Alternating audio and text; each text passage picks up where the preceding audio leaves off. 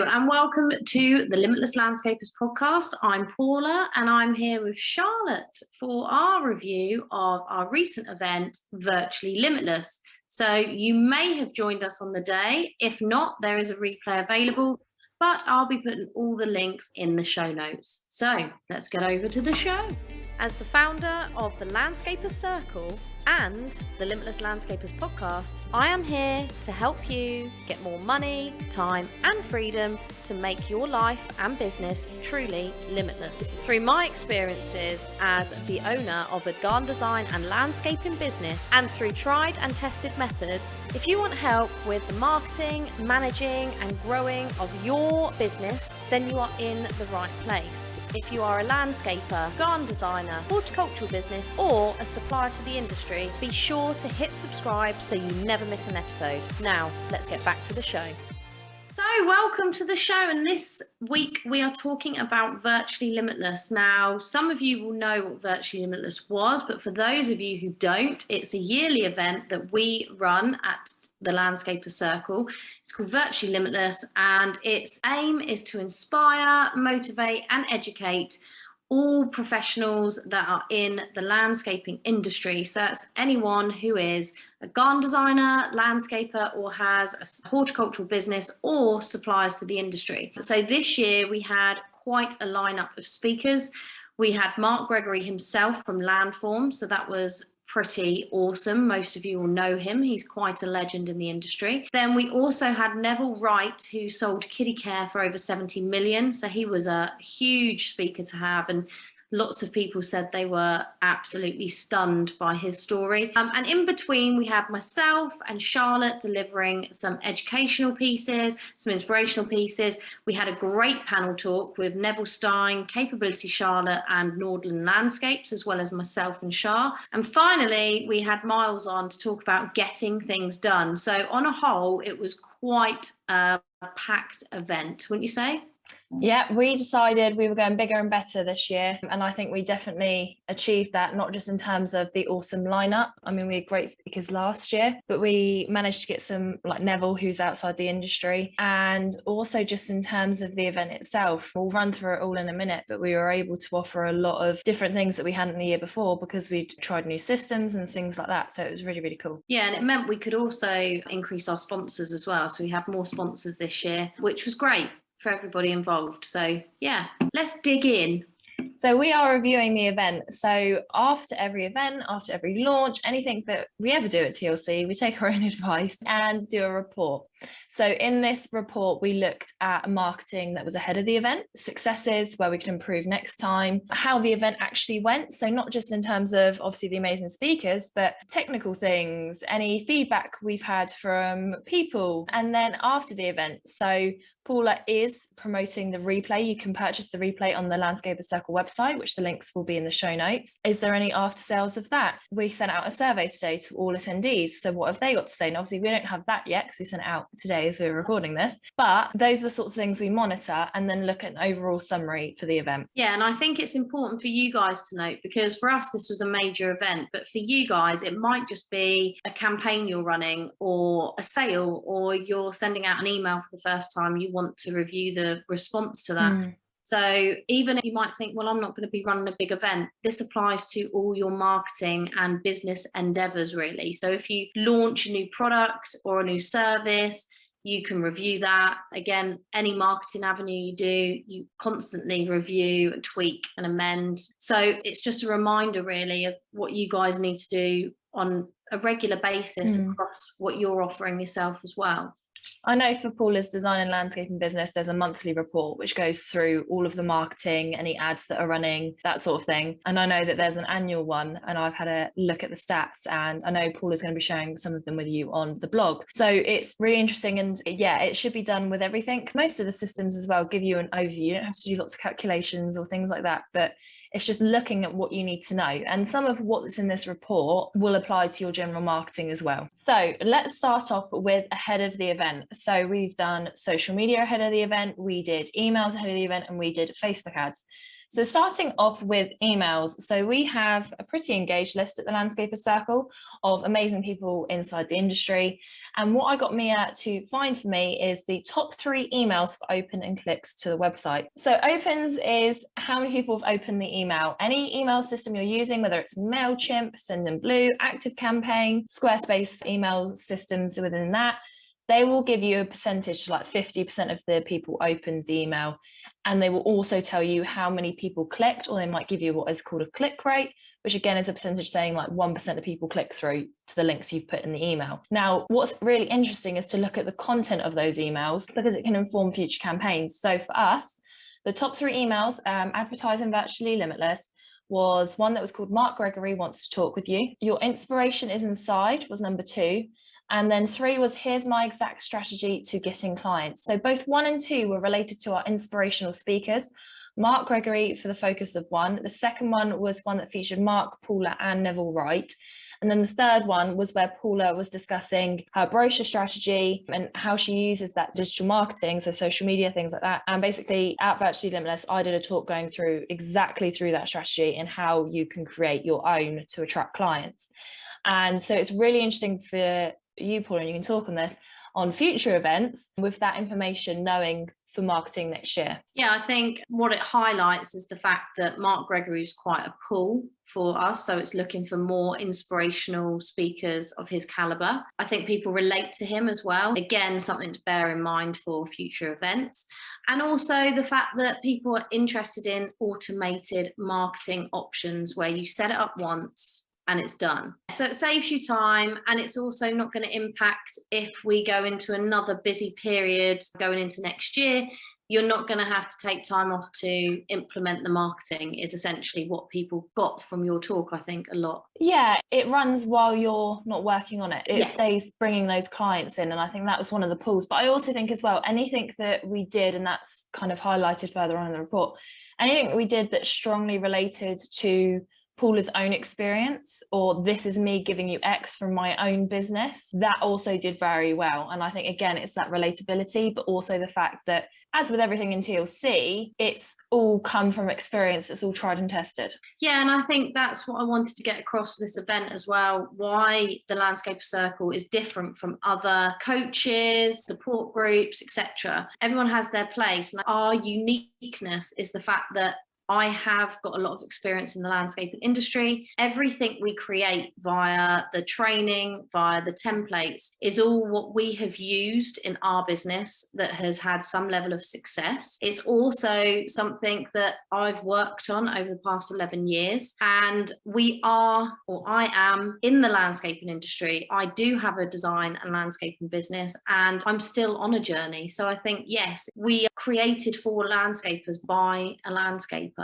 And it's not just me, you've also got Mike as well, that we pull a lot of knowledge from him, and he's also part of TLC. So that's our uniqueness, really, and I think that showed through what worked from the report. So to put things in perspective, the top email had 15 unique link clicks. Now we also, as well as the top 3, did the bottom 3. Bottom 3, the lowest, had 5 unique link clicks, which by any standards is still a great email. 5 people were still clicking to the website. But we use this again to inform future marketing. The bottom one was talking about getting more stuff done and how Paula and Miles have worked together. The other one was about the Educate panel. And then the other one was about Neville, how Neville sold Kitty Care for 70 million.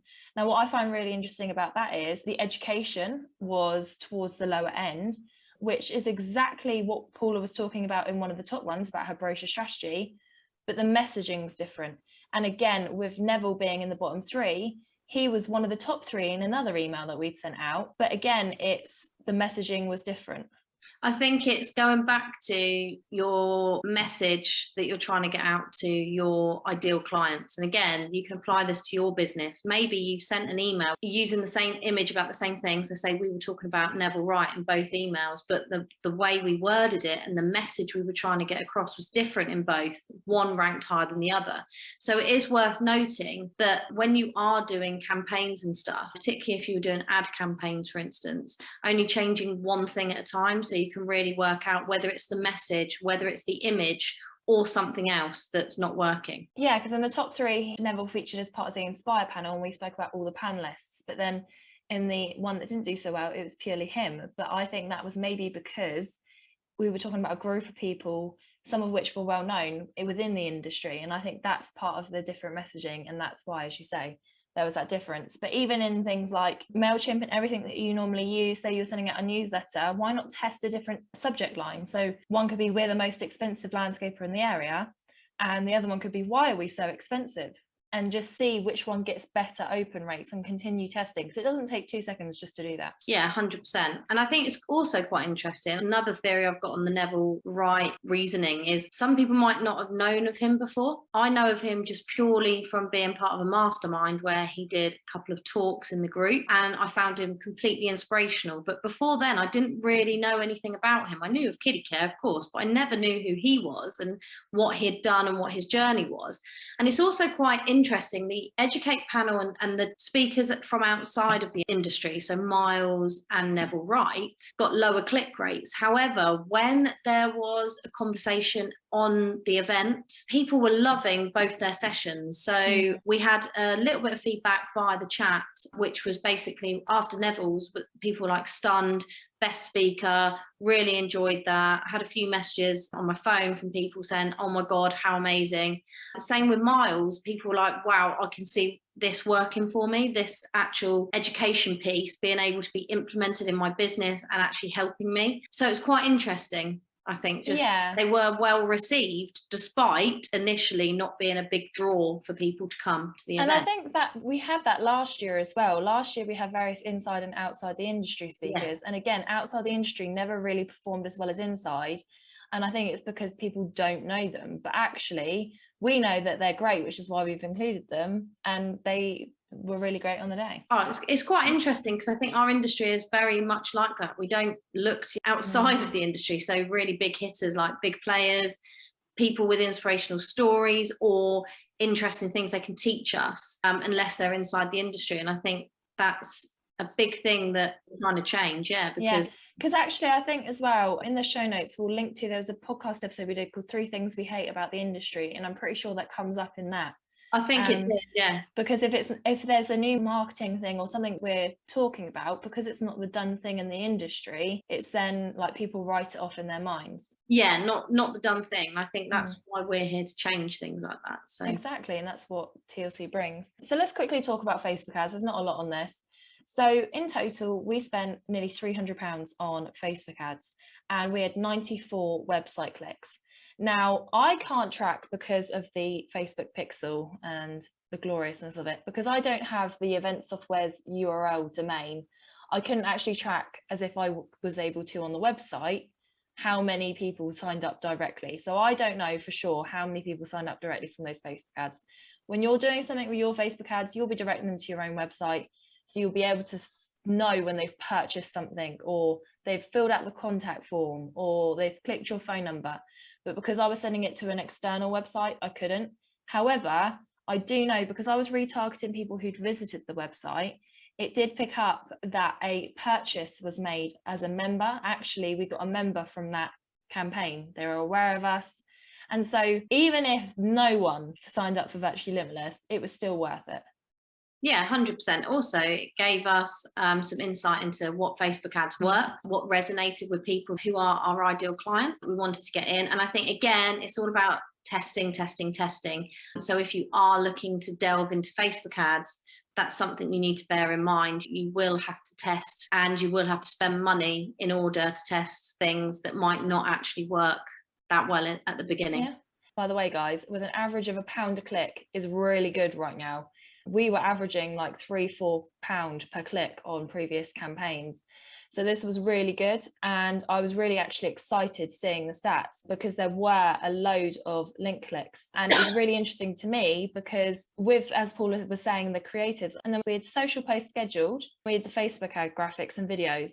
And actually on a number of occasions, I went, Paula, this is doing really well on Facebook ads. We need to post this normally, and vice versa. Or this is doing really well normally, do that. So if you want to get your social media and know what people want, maybe do a Facebook ad, chuck, a bit of money at it and see what works and what doesn't. Yeah, it's good information to inform your other marketing. And then talking about social media, so we had top 3 social posts for engagement rate. So that is whether they've liked, commented, shared, click the link in bio. This is where they've engaged. And the highest one was at 1.37%. And that was us on the day. The second one was a lineup of our speakers. And the third one was about Mark Gregory. And I'm going to go through these really quickly. Top 3 for reach. So the number of people we reached. Inspire panel. Interestingly, the second one for reach was my one, where it was when you tell me you don't know how to get quality clients online, and it's a little gif of someone going, no, let me do it, over to the computer. And then the third one was again us live on the day. And the top 3 posts for link clicks were 1, Mark Gregory, 2, Virtually Limitless Inspire panel, and 3, Mark Gregory. What a shocker! What surprise, people, surprise. You might even listen to this podcast or see this podcast and go, I didn't even know I was going to be on this podcast, but his name's been mentioned about 50 times already. But again, it shows, this is why we find these reports so interesting, because it does show you what's working, what people are interested in, and ultimately informs the future. 100%. And I think what was also interesting on Mark Gregory's talk, he did teach us about how we made a little bit of a blip on the new technology, as in not knowing how to let speakers in on the day. So that also comes back to Mark, because he was the first speaker on. So we had a few technical blips, which we got over very quickly. But again, it's just about, even when you do a run through, don't think it's going to go smoothly on the day. We'd done run throughs, we'd checked how to get speakers on, but we hadn't thought about how other speakers would be trying to click the link. So via what software, basically, i.e. Chrome. Yes, basically, I had done a pre-sweep. So with any system, there's always like 1,000 knowledge articles or like help information. And I thought I'd scoured everything for everything that the speakers could need. But what I didn't find out was that they needed to be on Chrome or Firefox internet browser. So Mark called us up and he was like, I can't get on, the link's not working. And it turns out that he didn't have a supported internet browser to run, because it just opened up on your internet, which we thought was like, yes, it's really easy, we're going to have no problems. Obviously you do. We were fine on the day. We said to all of our attendees, look, it's a brand new software for us. And although we've done a test run, and everyone was very lovely and understanding.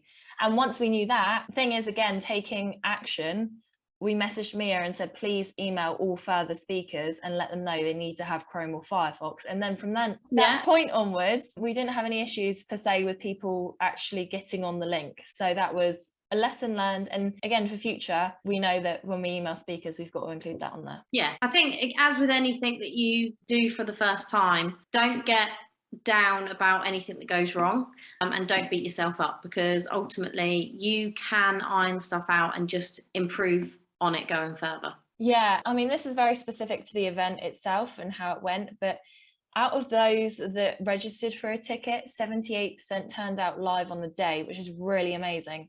That is because amazing. obviously with the ticket, you get access to the replays.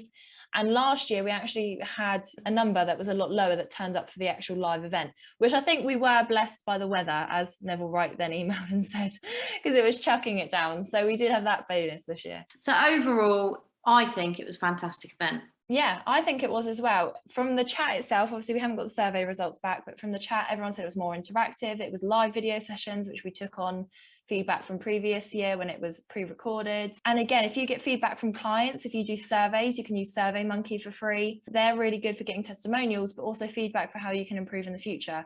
And it may be setting up some automated emails or things like that. So yeah, it was a great event. I certainly enjoyed myself. The attendees that attended on the day had a great time. All of them also stayed to the end, didn't they? A high percentage. Yes, yeah. So the average session duration was like over 5 hours, and I think the event was only 6 hours. So that was really good. And obviously we had a lunch break in between. So if they turned off for the lunch break, then that counts for that as well. But people were networking. I saw people on the expo booths, video chatting with our sponsors. So that was really awesome to see as well. Yeah, I think that was a cool bit of kit, actually. The fact that you could network with other attendees and also have interactions with sponsors via video link, which, well, I just thought was amazing. If you didn't, so that was really cool. And yeah, like I say, get a ticket. You can buy the replay. It's available on our shop. The link is in the show notes.